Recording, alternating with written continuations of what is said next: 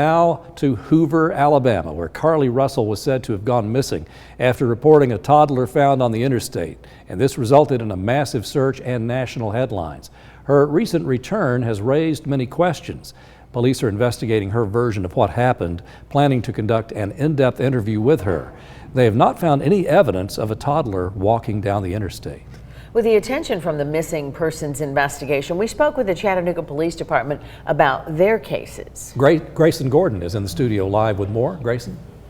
David, Cindy, police can ease the minds of people here in Chattanooga. It's always important to be aware of your surroundings, but the majority of missing people are not only found in a few days, but usually there is not malicious motive behind their disappearance. When Carly Russell called 911 and said she saw a toddler walking on the side of the interstate and then disappeared, many on social media platforms speculated that human trafficking could be the motivation. Yeah, social media is sort of the devil's playground, right? It's all sorts of bad information out there floating around. The facts are that nationally, missing person cases get cleared at about 70%, and usually within the first 2 or 3 days.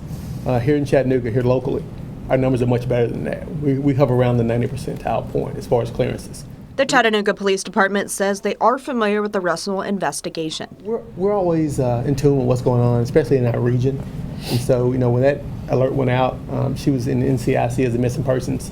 So, of course, we're always getting the bulletins that come from different agencies. So, yes, we were fully aware of what was going on down there in Hoover, Alabama.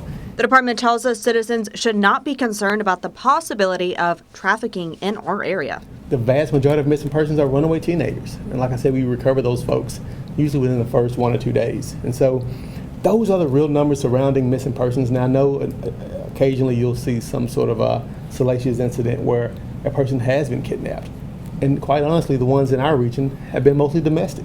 The State Department of Health announced the annual Red Sand Project Thursday. This is an art exhibition where the community pours red sand into sidewalk cracks, bringing awareness to the human trafficking cases that fall through the cracks.